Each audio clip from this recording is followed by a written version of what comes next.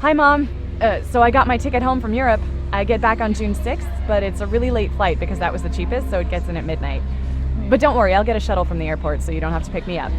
Like, really seriously, you don't have to. Okay, so love you. See you soon. Bye.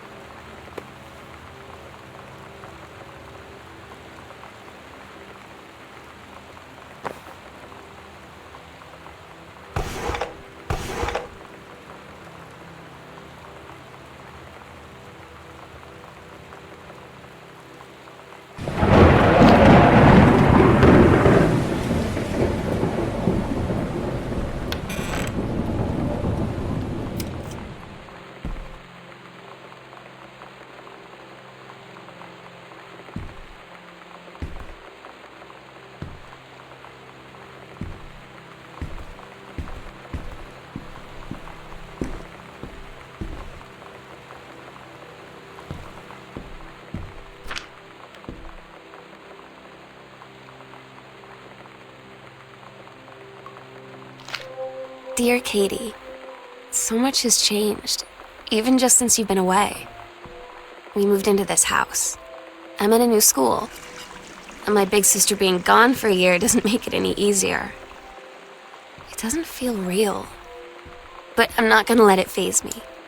I used to tell you everything, and if I can't do it in person, because you're off gallivanting around who knows where, I'll tell it to this journal, just like I was talking to you.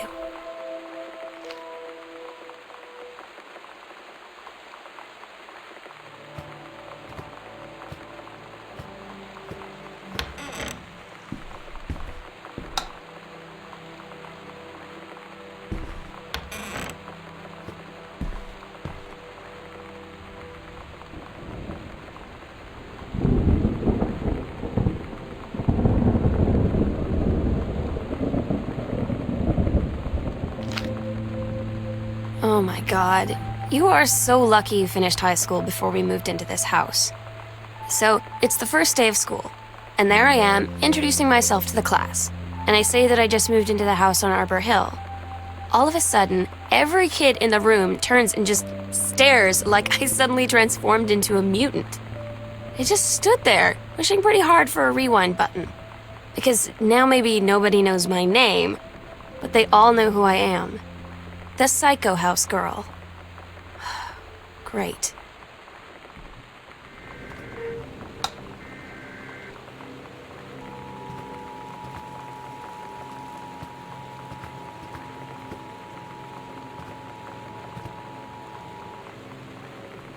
This is a severe weather warning. The Northwest Weather Service reports high winds and torrential rain conditions affecting the following counties: Austin County, Boone County, Dawn County, Takelma County, and Wistaria County. Residents are strongly urged to stay indoors and secure all windows and doors. Flood conditions are expected at lower elevations.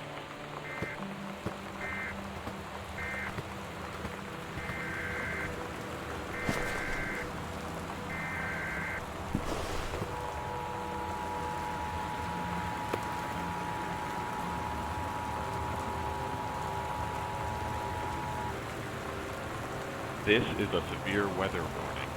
The Northwest Weather Service reports high winds and torrential rain. You know that feeling where the first moment you see someone, it's like they have a big gold star around them, and you have to get to know them? Well, there's this girl. I think she's a senior. She's usually dressed kind of punk, but sometimes I see her in this, army uniform, and she's always drawing in this notebook, looking so intense. I had no idea how I would ever, have an excuse to talk to her. Till I noticed she and her friends hang out and play Street Fighter at the 7-Eleven every day after school.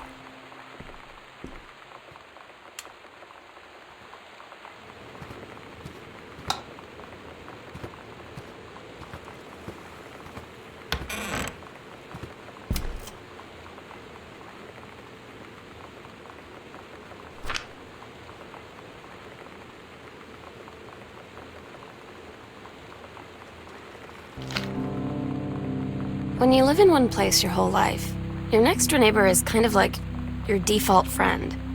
And Daniel only got weirder over the years. So moving away has been a good excuse to, not see him anymore. But he did always have the good Nintendo games. Maybe I'll give him a call.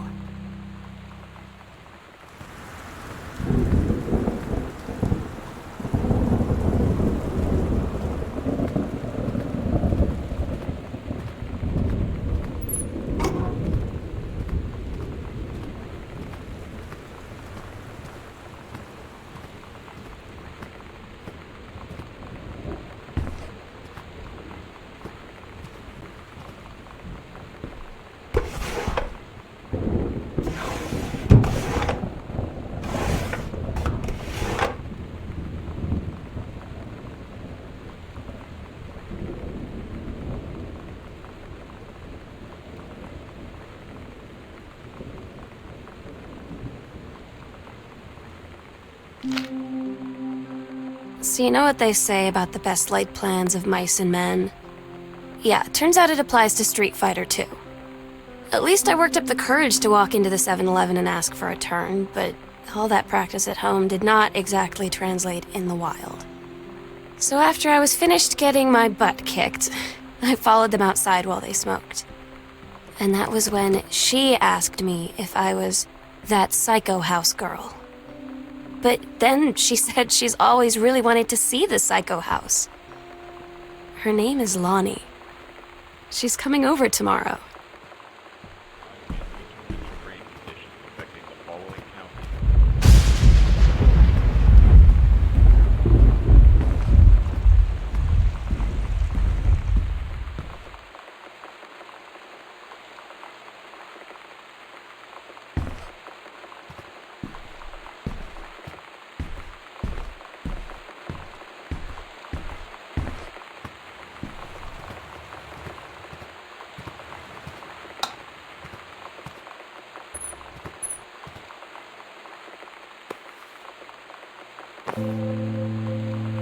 It's weird hanging out with girls. Daniel was around ever since I was little, and other girls? I don't know. But being around Lonnie is instantly just right.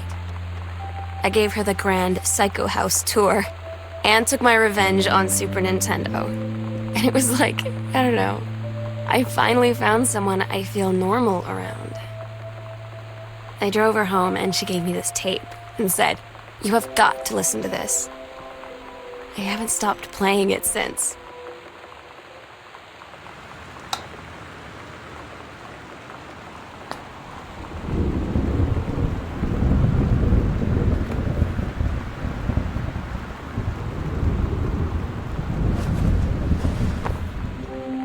Lonnie brought her hair dye over today. She said, "I need to fix these roots. Think you could help?" Dyeing hair is weirdly intimate. I don't know if I've touched someone else's scalp before. That's pretty intimate, right? It felt intimate. We looked in the mirror together after, and I expected her to say something about how it looked crappy or good or whatever. But that's when she said, "You're so beautiful." And she was looking at me. Right in that moment, I wanted to say something, but I waited, and the moment was gone.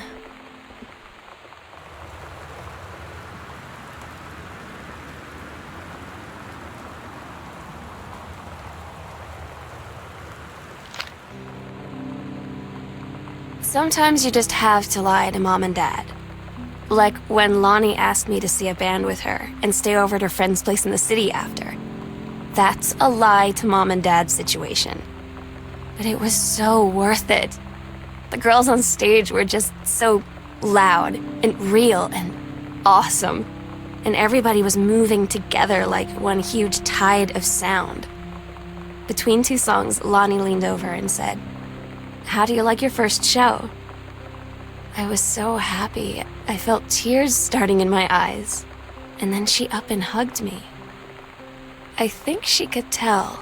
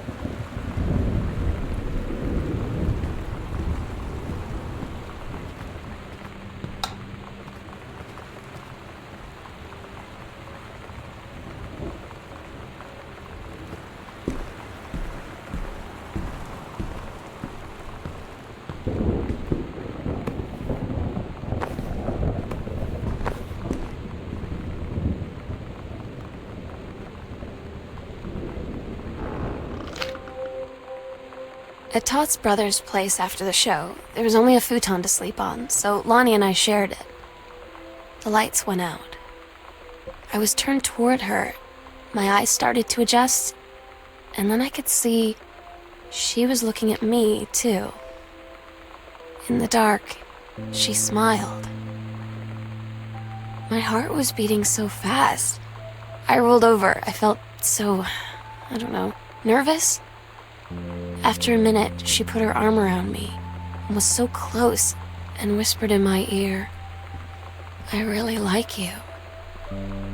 I just nodded my head, and I really hope she could tell. I really hope that she meant what I think she did.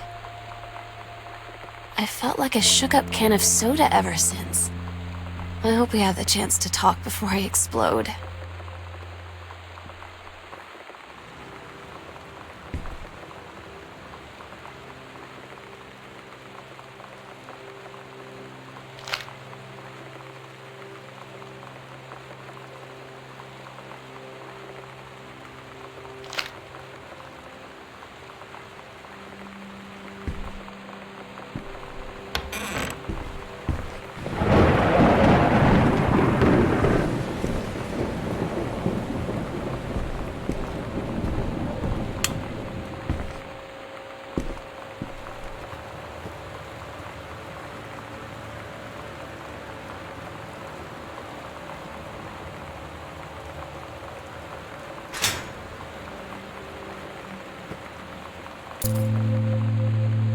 Lonnie came over today, but everything was different.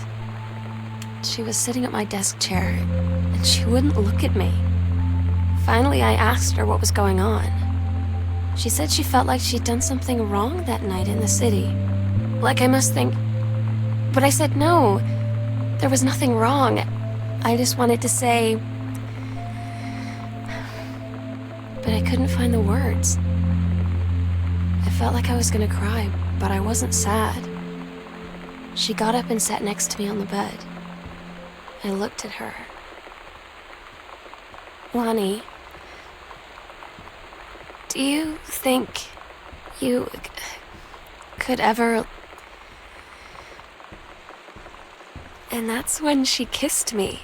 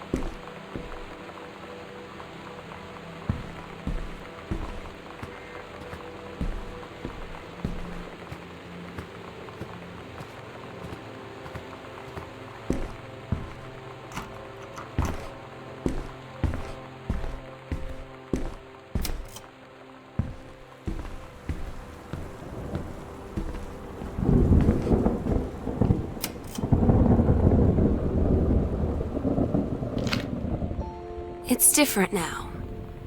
I mean, we still hang out all the time like before. But now when no one else is around... Well, you know.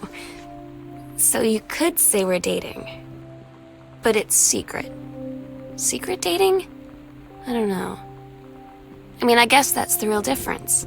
Now when we get off the phone, or go home for the night, or it's just quiet and we're alone, we say I love you.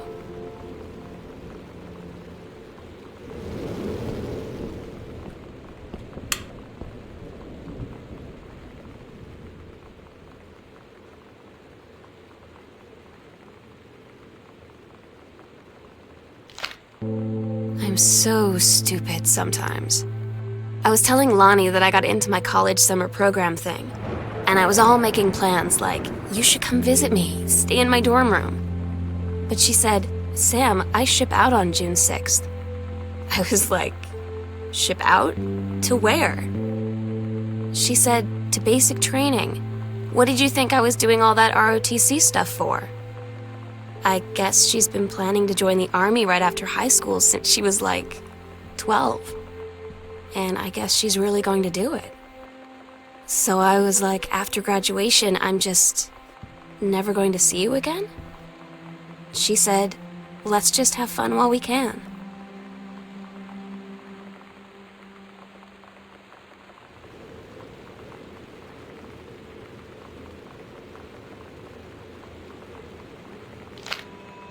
Todd's band lost their singer. Todd said he sucked. Lonnie said he got sick of Todd's shit, and he was complaining about needing a new singer. So Lonnie was like, I can sing. And And they were all kind of like, you can? And she was like, probably. But she's been rehearsing with them for like a week now. And I finally got to see them play in Todd's basement today. And she's actually really amazing. I feel so proud when she's on stage. It's incredible being in awe of someone you love. So everybody knows it's like a temporary situation till she ships out in June. But till then, I'm gonna be at every single show.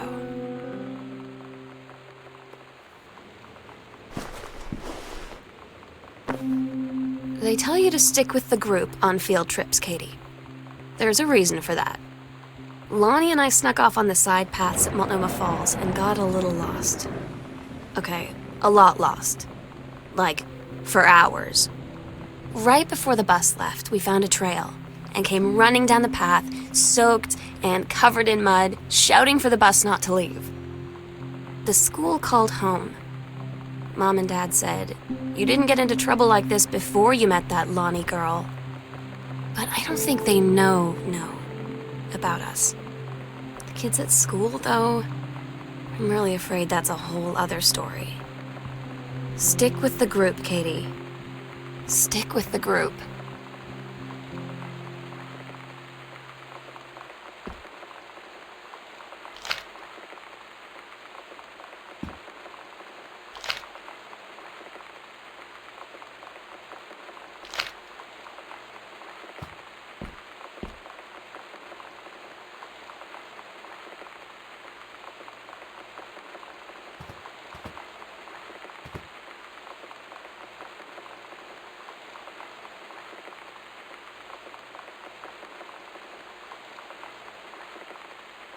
I don't get Lonnie sometimes.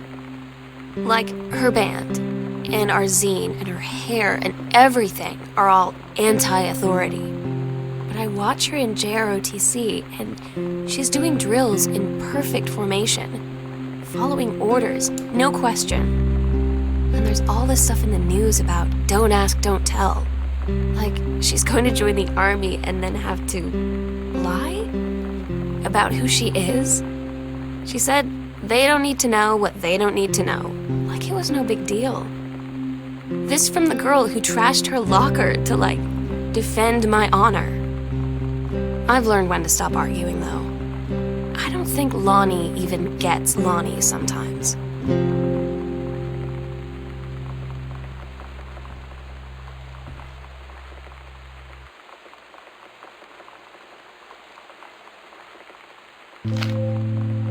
Katie, you know how Mom and Dad are. Not exactly super open-minded about things. It feels like every minute I don't spend with Lonnie, I spend worrying about them finding out about us. And what would happen if they did? You know Dad's joke about the nunnery that he'd tell whenever he brought boys around the old house? I wonder where he'd want to send me.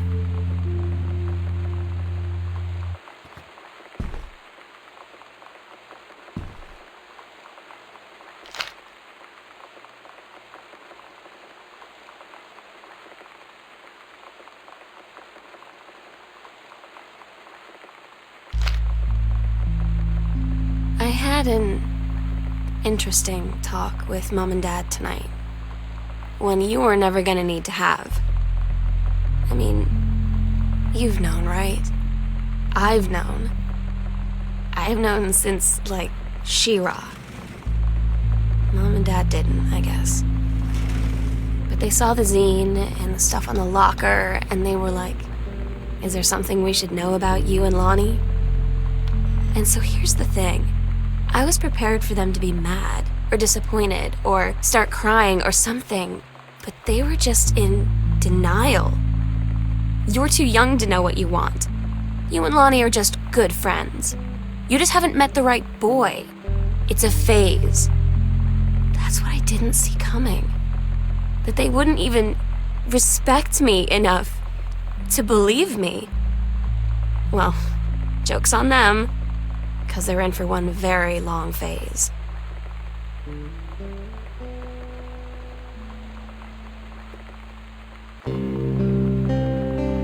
asked Lonnie what she had to do to get ready to ship out for basic training.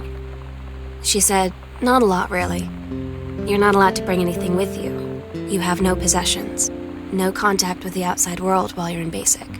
You just train hard every day, and then you deploy from there. So, they'll just send her away. To who knows where. The other side of the country? The other side of the world?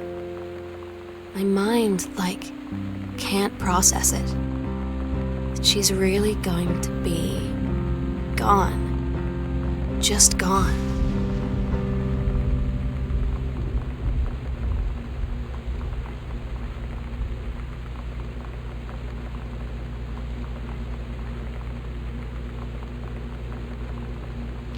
Daniel finally came over to get his game. I'd been dreading it.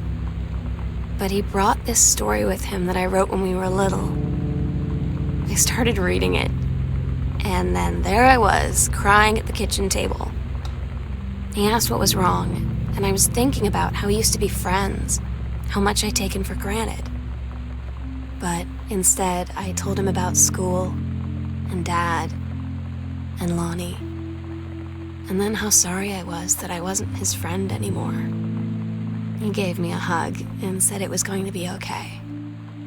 For some reason, I almost believed him.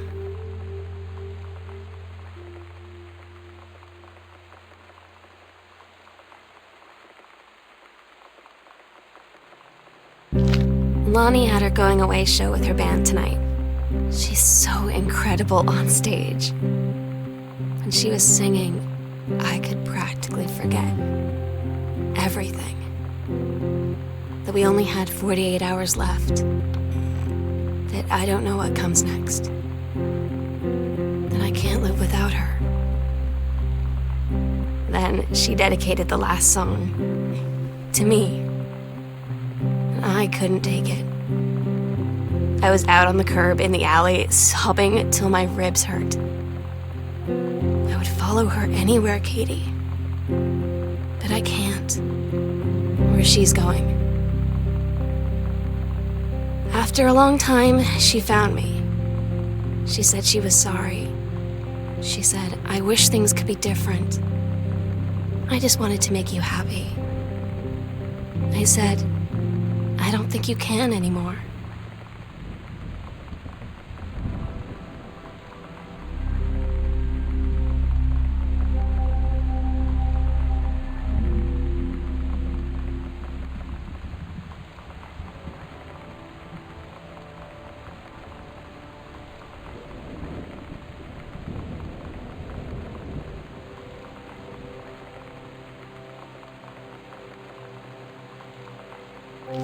We agreed our last night together would be our happiest ever, and we'd forget tomorrow was going to come at all. It worked for a while. We had a good time seeing Oscar off, then ran up to the attic to look through our photos, to find one for Lonnie to take with her. And looking at them, I realized they were all in the past, and there wouldn't be any more. And I didn't know what I was going to do. And I cried, and she held me. She said she knew it was hard, but life would move on. I said I didn't want my life to keep moving without her. That's when she cried too. I was so exhausted. I must have fallen asleep like that, in her arms. In the morning, I woke up, and I was finally alone.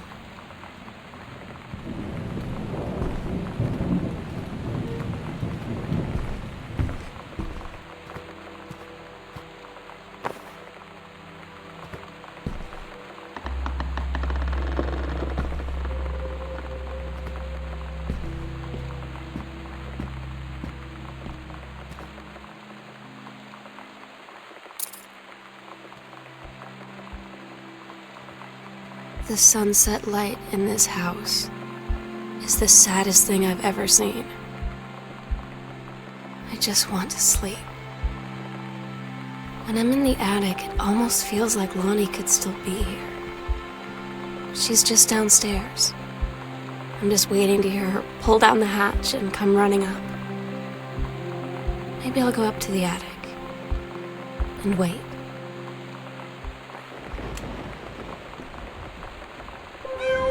Meow, meow. Meow, meow. Meow. Meow, meow, meow, meow.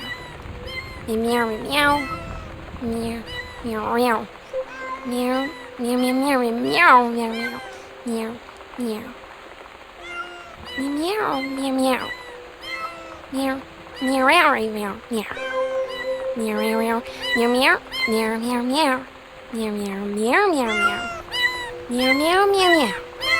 Meow, meow, meow, meow.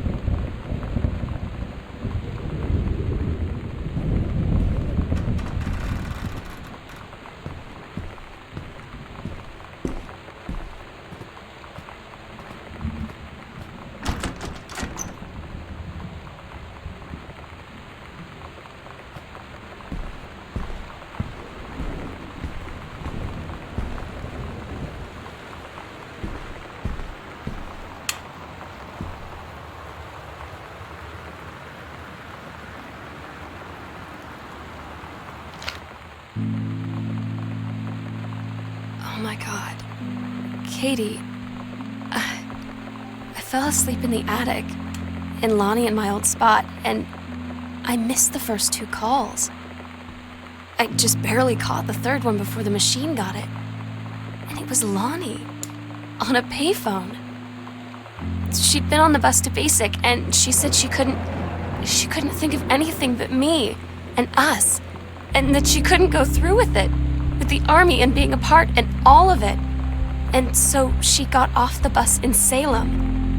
She said, "Sam, I want you to pack up everything you can and get in your car and come find me. And let's just drive until we find somewhere for us."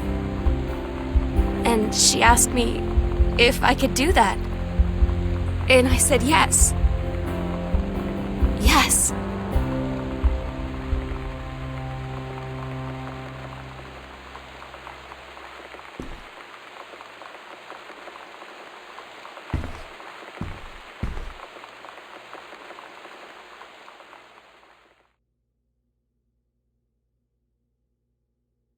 Katie, I'm so sorry that I can't be there to see you in person, that I can't tell you all this myself.